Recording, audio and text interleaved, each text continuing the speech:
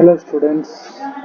ಇವತ್ತು ನಾವು ಒಂದು ಕಂಪ್ಯೂಟರಲ್ಲಿ ಹೇಗೆ ಡೇಟಾ ಟ್ರಾನ್ಸ್ಫರ್ ಆಗುತ್ತೆ, ಹೇಗೆ ಡೇಟಾ ಮೂವ್ ಆಗುತ್ತೆ, ಹೇಗೆ ಸ್ಟೋರ್ ಆಗುತ್ತೆ ಅಂತ ತಿಳ್ಕೊಳ್ಳೋಣ. Data transfer schemes in computer architecture. Computer architecture ಅಂದರೆ ಅದರಲ್ಲಿ ಹೇಗೆ ಇನ್ಪುಟ್ ಔಟ್ಪುಟ್ ಡಿವೈಸಸ್ ಮ್ಯಾನೇಜ್ ಮಾಡಬೇಕು, ಹೇಗೆ CPU ಆ್ಯಂಡ್ ಮೆಮೊರಿ ಯೂಟಿಲೈಸ್ ಮಾಡ್ಕೋಬೇಕು, ಹೇಗೆ ಪ್ರಾಸೆಸ್ ಎಕ್ಸಿಕ್ಯೂಟ್ ಆಗಬೇಕು, ಡೇಟಾ ಆ್ಯಂಡ್ ಇನ್ಸ್ಟ್ರಕ್ಷನ್ಸ್ ಹೇಗೆ ಟ್ರಾನ್ಸ್ಫರ್ ಆಗಬೇಕು ಅನ್ನೋದು ಇಲ್ಲಿ ನೋಡೋಣ. ಇದೇನು ಮಾಡುತ್ತೆ ಅಂದರೆ ಡೇಟಾ ಟ್ರಾನ್ಸ್ಫರ್ ಸ್ಕೀಮ್ ಅನ್ನೋದು ಎಫಿಷಿಯೆಂಟ್ ಟ್ರಾನ್ಸ್ಮಿಟಿಂಗ್ ಆಫ್ ಡೇಟಾ, ಅಂದರೆ ಇನ್ಫಾರ್ಮೇಷನ್ನ ಎಫಿಷಿಯೆಂಟಾಗಿ ಹೇಗೆ ಯೂಸ್ ಮಾಡಬೇಕು, ಯಾವ ಥರ ಸ್ಟೋರ್ ಮಾಡ್ಕೋಬೇಕು ಅನ್ನೋದು ಇಲ್ಲಿ ಡಿಸೈನ್ ಮಾಡಿರ್ತಾರೆ. ಡೇಟಾ ಎಲ್ಲಿಂದ ಎಲ್ಲಿಗೆ ಅಂದರೆ ಪ್ರೊಸೆಸಿಂಗ್ ಯೂನಿಟಿಂದ ಇನ್ಪುಟ್ ಔಟ್ಪುಟ್ ಡಿವೈಸಸ್, ಅಂದರೆ ಇಲ್ಲಿ ಮೌಸ್, ಕೀಬೋರ್ಡ್, ಪ್ರಿಂಟರ್ ಅನ್ನೋದು ಇನ್ಪುಟ್ ಔಟ್ಪುಟ್ ಡಿವೈಸಸ್. ಇದು ನಮ್ಮ ಸಿಸ್ಟಮ್ ಕನೆಕ್ಟ್ ಆಗಬೇಕಂದ್ರೆ CPU ಇರಬೇಕು. ಈ ಸಿಸ್ಟಮ್ಸ್ ಎಲ್ಲ CPU ಇರುತ್ತೆ. ಅದಕ್ಕೆ ಇನ್ಪುಟ್ ಔಟ್ಪುಟ್ ಡಿವೈಸಸ್ ಲಿಂಕ್ ಆಗಿರುತ್ತೆ. ಏನಕ್ಕೆ ಲಿಂಕ್ ಆಗಿರುತ್ತೆ ಅಂದರೆ ಅದನ್ನು ಹೇಗೆ ಕಂಟ್ರೋಲ್ ಮಾಡಬೇಕು ಅನ್ನೋದು CPUಗೆ ಗೊತ್ತಿರುತ್ತೆ. ಇಲ್ಲಿ CPU ಹ್ಯಾಂಡಲ್ ಮಾಡುತ್ತೆ ಇನ್ಪುಟ್ ಔಟ್ಪುಟ್ ಡಿವೈಸಸ್ನ. ಅದೇ ಥರ ಸ್ಟೋರೇಜ್ ಡಿವೈಸಸ್ನು ಹ್ಯಾಂಡಲ್ ಮಾಡುತ್ತೆ CPU. ಈ ಥರ ಎಲ್ಲ ಡಿವೈಸಸ್ನ ಕಂಟ್ರೋಲ್ ಮಾಡುತ್ತೆ ಸೆಂಟ್ರಲ್ ಪ್ರೊಸೆಸಿಂಗ್ ಯೂನಿಟ್. ಒಂದು ಕಂಪ್ಯೂಟರಲ್ಲಿ ತುಂಬ ಡಿವೈಸಸ್ ಕನೆಕ್ಟ್ ಆಗಿರುತ್ತೆ. ಅದರಲ್ಲಿ ಡೇಟಾ ಅನ್ನೋದು ಡಿಫ್ರೆಂಟ್ ಸ್ಪೀಡ್ಸಲ್ಲಿ ಟ್ರಾವೆಲ್ ಮಾಡುತ್ತೆ. ಬೆಸ್ಟ್ ಎಕ್ಸಾಂಪಲ್ ಅಂದರೆ ಪೆನ್ ಡ್ರೈವ್ 2.0, ಪೆನ್ ಡ್ರೈವ್ 3.0. 2.0 ಅನ್ನೋದು ಸ್ಲೋ ಡೇಟಾ ಕಾಪಿ ರೇಟ್ ಇರುತ್ತೆ. ನೆಕ್ಸ್ಟ್ 3.0 ಅನ್ನೋದು ಫಾಸ್ಟ್ ಡೇಟಾ ಕಾಪಿ ರೇಟ್ ಇರುತ್ತೆ. ಈ ಥರ ಒಂದೊಂದು ಡಿವೈಸಸ್ಗೆ ಒಂದೊಂದು ಸ್ಪೀಡ್ ಇರುತ್ತೆ, ಕಾಪಿ ಸ್ಪೀಡ್, ಟ್ರಾನ್ಸ್ಫರಿಂಗ್ ಸ್ಪೀಡ್.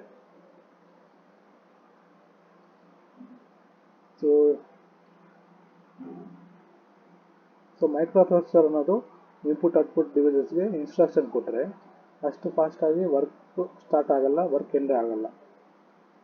ಅದಕ್ಕೆ ಡಿಫ್ರೆಂಟ್ ಸ್ಕೀಮ್ಸ್ ಇರುತ್ತೆ. ಯಾವ ಸ್ಕೀಮ್ ಯಾಕೆ ಫಾಲೋ ಆಗುತ್ತೆ ಅಂತ ಇದರಲ್ಲಿ ನೋಡೋಣ. Next slide.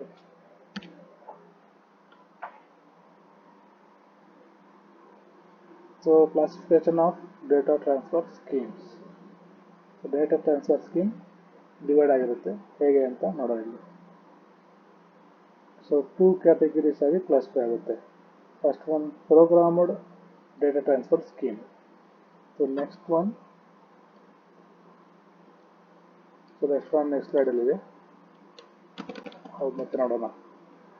ಇದರಲ್ಲಿ ಏನಾಗುತ್ತೆ ಅಂದರೆ ಪ್ರೋಗ್ರಾಮ್ ಡೇಟಾ ಟ್ರಾನ್ಸ್ಫರಲ್ಲಿ between CPU and input output ಡಿವೈಸಸ್ಗೆ ಹೇಗೆ ಟ್ರಾನ್ಸ್ಫರ್ ಆಗುತ್ತೆ ಡೇಟಾ ಅನ್ನೋದು ಇಲ್ಲಿ ಡಿಸ್ಕ್ರೈಬ್ ಆಗಿರುತ್ತೆ. ಅದೇ ಥರ ಮೆಮೊರಿ ಹೇಗೆ ಅಲೋಕೇಟ್ ಮಾಡಬೇಕು, ಯಾವ ರೀತಿ ಯಾವ ಇನ್ಫಾರ್ಮೇಷನ್ ಎಲ್ಲಿರಬೇಕು ಅನ್ನೋದು ಒಂದು ಡಿಸೈನ್ ಆಗಿರುತ್ತೆ ಇಲ್ಲಿ ಆರ್ಕಿಟೆಕ್ಚರ್. ಇಲ್ಲಿ ಪ್ರೋಗ್ರಾಮ್ ಅನ್ನೋದು CPU ಎಕ್ಸಿಕ್ಯೂಟ್ ಮಾಡುತ್ತೆ. ಈ ಸ್ಕೀಮ್ ಎಲ್ಲಿ ಯೂಸ್ ಮಾಡ್ತಾರೆ ಅಂದರೆ limited information is transferred. Limited ಆಗಿ ಇದು ಡೇಟಾ ಟ್ರಾನ್ಸ್ಫರ್ ಆಗಬೇಕಂದ್ರೆ ಈ ಸ್ಕೀಮ್ನ ಯೂಸ್ ಮಾಡ್ತಾರೆ. ಇದರಲ್ಲಿ ಸಬ್ ಟೈಪ್ಸ್ ಇದೆ. ಪ್ರೋಗ್ರಾಮ್ಡ್ ಡೇಟಾ ಟ್ರಾನ್ಸ್ಫರಲ್ಲಿ 3 ಟೈಪ್ಸ್ ಇದೆ. ಒಂದು ಸಿಂಕ್ರೋನಸ್, ಫಸ್ಟ್ ಒನ್. ಇದು ಎಲ್ಲಿ ಯೂಸ್ ಮಾಡ್ತಾರೆ ಅಂದರೆ ಪ್ರಾಸೆಸರು ಮತ್ತು ಇನ್ಪುಟ್ ಔಟ್ಪುಟ್ ಡಿವೈಸಸ್ಸು ಎರಡಕ್ಕೂ ಸೇಮ್, ಆಲ್ಮೋಸ್ಟ್ ಸ್ಪೀಡ್ ಸೇಮ್ ಇರುತ್ತೆ, ಡೇಟಾ ಟ್ರಾನ್ಸ್ಫರ್ ಸ್ಪೀಡ್ ಅಂತ.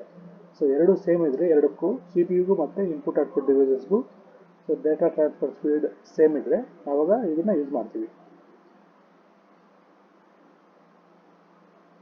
ಇಲ್ಲಿ ಇನ್ ಆ್ಯಂಡ್ ಔಟ್ ಹೇಗೆ ಯೂಸ್ ಮಾಡ್ತಾರೆ ಅಂದರೆ ಟು ಆ್ಯಂಡ್ ಫ್ರಮ್. ಇನ್ ಅಂದರೆ ಟು, ಔಟ್ ಅಂದರೆ ಫ್ರಮ್. ಈ ಥರ ಇನ್ಪುಟ್ ಔಟ್ಪುಟ್ ಡಿವೈಸಸ್ಗೆ ಯೂಸ್ ಮಾಡ್ತೀವಿ. Next sending and receiving units are enabled with same clock signal. Input output ಡಿವೈಸಸ್ಗೆ ಸೇಮ್ ಕ್ಲಾಕ್ ಸಿಗ್ನಲ್ ಇರುತ್ತೆ. ನೆಕ್ಸ್ಟ್ CPUಗೂ ಸೇಮ್ ಕ್ಲಾಕ್ ಸಿಗ್ನಲ್ ಅನ್ನೋದು ಇರುತ್ತೆ. ಒಂದಕ್ಕೊಂದು ಬಿಹೇವಿಯರ್ ಗೊತ್ತಾಗಿರುತ್ತೆ. ಆಲ್ಮೋಸ್ಟ್ CPU ಕ್ಲಾಕ್ ಸ್ಪೀಡ್ ಒಂದೇ ಇರುತ್ತೆ, ಇನ್ಪುಟ್ ಔಟ್ಪುಟ್ ಡಿವೈಸಸ್ಗೂ ಒಂದೇ ಕ್ಲಾಕ್ ಸ್ಪೀಡ್ ಇರುತ್ತೆ. ಸೊ ಬಿಹೇವಿಯರ್ ಅನ್ನೋದು ಆಲ್ಮೋಸ್ಟ್ ಸೇಮ್ ಇರುತ್ತೆ.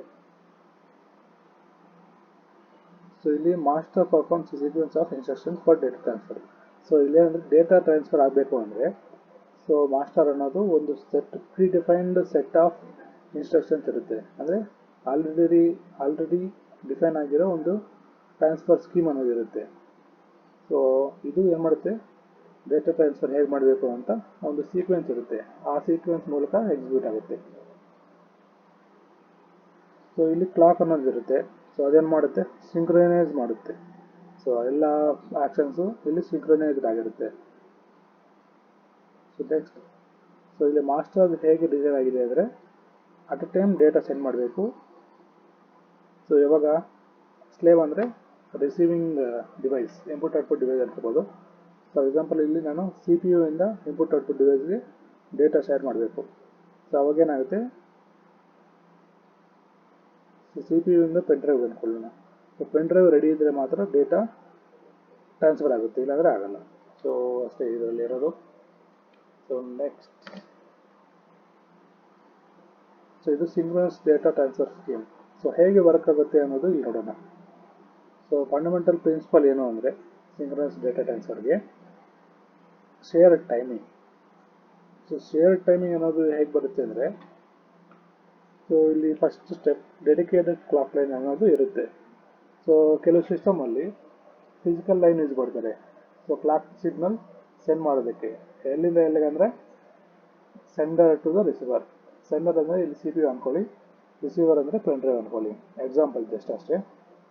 ಸೊ ಎಲ್ಲ ಎರಡು ಡಿವೈಸಸ್ಸು ಸೇಮ್ ಕ್ಲಾಕ್ನ ಯೂಸ್ ಮಾಡ್ಕೊಳುತ್ತೆ ಏನಕ್ಕೆ, ಡೇಟಾ ಟ್ರಾನ್ಸ್ಫರ್ಗೆ. ಸೊ ಎಕ್ಸಾಂಪಲ್ CPU ಇಂದ ಪೆನ್ ಡ್ರೈವ್ಗೆ ಡೇಟಾ ಟ್ರಾನ್ಸ್ಫರ್ ಮಾಡುವಾಗ ಎರಡು ಡಿವೈಸಸ್ ಅಲ್ಲ ಅದು, ಸೊ ಒಂದಕ್ಕೊಂದು ಕನೆಕ್ಟ್ ಆಗಿರುತ್ತೆ. ಸೊ ಅವಾಗ ಎರಡು ಡಿವೈಸು ಸೇಮ್ ಕ್ಲಾಕ್ನ ಯೂಸ್ ಮಾಡ್ಕೊಳುತ್ತೆ, ಅಟ್ ಎ ಟೈಮ್ ಯೂಸ್ ಮಾಡ್ಕೊಳುತ್ತೆ ಸೈಮಲ್ಟೇನಿಯಸ್ಲಿ ಅಂತ ಕೊಟ್ಟಿದ್ದಾರಲ್ವಾ. ಸೊ ಅಟ್ ಎ ಟೈಮ್ ಎರಡು ಯೂಸ್ ಮಾಡ್ಕೊಳುತ್ತೆ ಕ್ಲಾಕ್ನ. So next,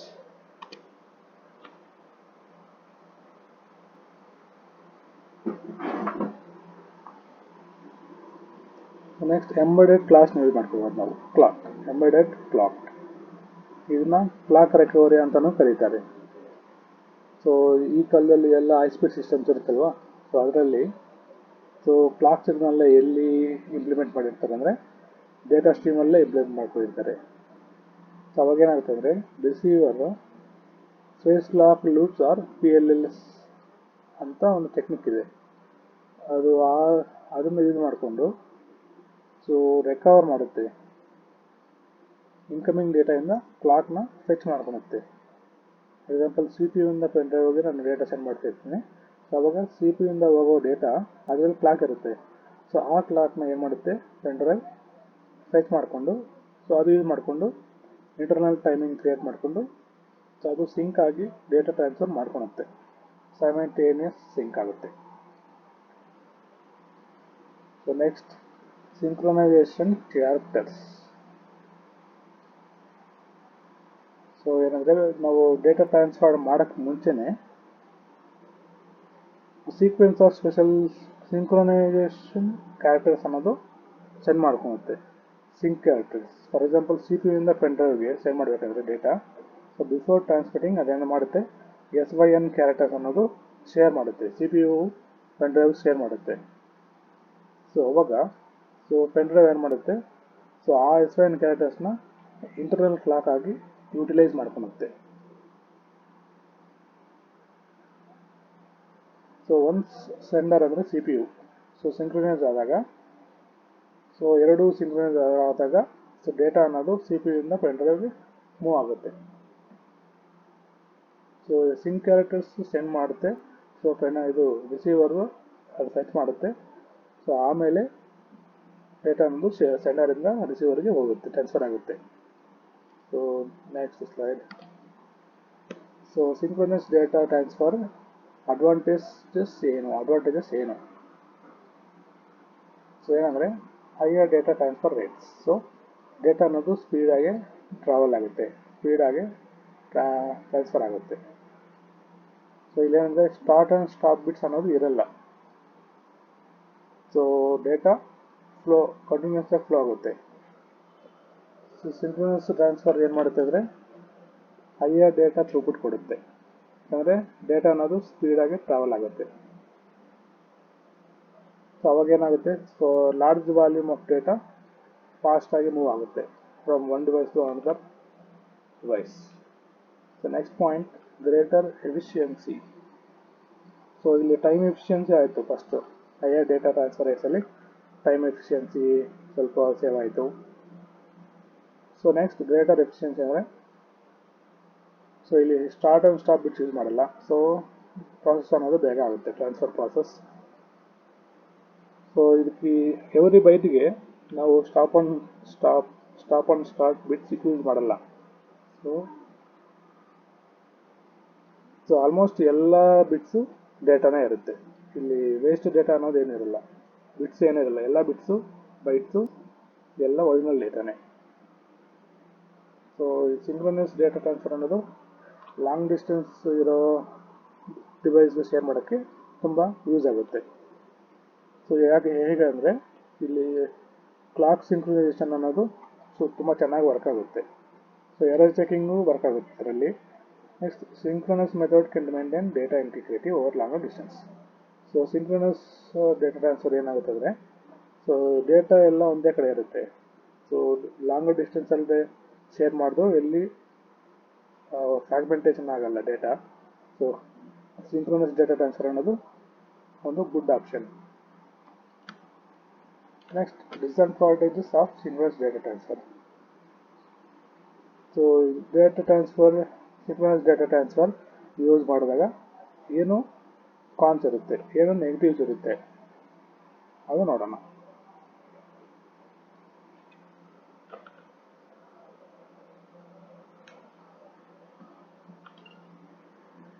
first point, complexity. So ಏನಂದರೆ ಕಾಂಪ್ಲೆಕ್ಸಿಟಿ ಅಂದರೆ ಒಂದೊಂಥರ complex design and complex process.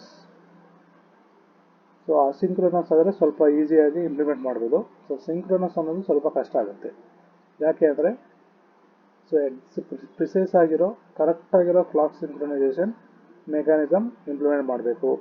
Next so ಅದು ಇಂಪ್ಲಿಮೆಂಟ್ ಮಾಡಬೇಕಂದ್ರೆ ಅಡ್ವಾನ್ಸ್ಡ್ ಹಾರ್ಡ್ವೇರ್ ನಮ್ಮ ಹತ್ರ ಇರಬೇಕು, ಇಲ್ಲಾಂದರೆ ಸಿಂಕ್ರನಸ್ ಡೇಟಾ ಟ್ರಾನ್ಸ್ಫರ್ ವರ್ಕ್ ಆಗಲ್ಲ. ಸೊ ಹೈಯರ್ ಕಾಸ್ಟ್ ಆಗುತ್ತಲ್ವಾ, ಆ ಮೋರ್ ಅಡ್ವಾನ್ಸ್ಡ್ ಹಾರ್ಡ್ವೇರ್ ಅಂದರೆ ತುಂಬ ಕಾಸ್ಟ್ಲಿ ಆಗುತ್ತೆ. ಸೊ ಸೆಕೆಂಡ್ ಪಾಯಿಂಟ್ ಅಲ್ಲೇ ಕೊಟ್ಟಿದ್ದಾರೆ. ಸೊ ಡೆಡಿಕೇಟೆಡ್ ಕ್ಲಾಕ್ ಲೈನ್ಸ್ ಬೇಕು ಇದಕ್ಕೆ, ಸೊ ಅದು ತುಂಬ ಕಾಸ್ಟ್ ಆಗುತ್ತೆ. ಅದಿಲ್ಲ ಅಂದರೆ sophisticated clock recovery units circuits ಬೇಕು. ಸರ್ಕ್ಯೂಟ್ಸ್ ಬೇಕಾದರೆ ತುಂಬ ಕಷ್ಟ ಆಗುತ್ತೆ, sophisticated clock recovery circuits. So ಅದೇನು ಮಾಡುತ್ತೆ ಅಂದರೆ ಸಿಂಕ್ರನಸ್ ಡೇಟಾ ಟ್ರಾನ್ಸ್ಫರ್ಗೆ ಒಂದು ಹಾರ್ಡ್ವೇರ್ ಥರ ಯೂಸ್ ಆಗುತ್ತೆ ಅದು. ಸೊ ಅದು ಮೋರ್ ಕಾಸ್ಟ್ಲಿ. ಸೊ ಇದೊಂದು drawback or cons. So next point, less flexible for irregular data. So ಏನಾದರೆ ಇರ್ರೆಗ್ಯುಲರ್ ಡೇಟಾ ಶೇರ್ ಮಾಡ್ತಾ ಇರೋವಾಗ ಸೊ ಅದು ಸ್ವಲ್ಪನೇ ಡೇಟಾ ಶೇರ್ ಮಾಡುತ್ತಲ್ವಾ. ಸೊ ಚಿಕ್ಕ ಬರ್ಸ್ಟು ಚಿಕ್ಕ ಡೇಟಾ ಸೆಂಡ್ ಮಾಡಿದ್ರೆ ಸೊ ಅದು ಸಿಂಕ್ರನೈಸೇಷನ್ಗೆ ಸ್ಮಾಲ್ ಅಮೌಂಟ್ಸ್ಗೆ ಜಾಸ್ತಿ ಆಗಬೇಕು, ಸಿಂಕ್ರನೈಸೇಷನ್ ಮೇಂಟೈನ್ ಮಾಡಬೇಕಲ್ವ ಕಂಟಿನ್ಯೂಸ್ ಆಗಿ. ಸೊ ಅದಕ್ಕೆ ಡೇಟಾಗಿಂತ ಸಿಂಕ್ರನೈಸೇಷನ್ನೇ ಜಾಸ್ತಿ ಆಗುತ್ತೆ ಅಲ್ಲಿ. So last point, fourth point, sensitivity to clock ಸ್ಕೀವ್.